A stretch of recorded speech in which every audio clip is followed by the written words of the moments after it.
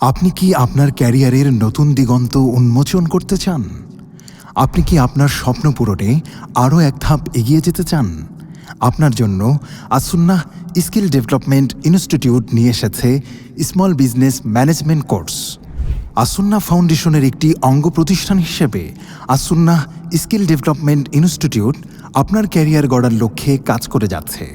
আমাদের প্রশিক্ষণের প্রতিটি কোর্স বর্তমান বিশ্বের চাহিদা অনুযায়ী সাজানো হয়েছে।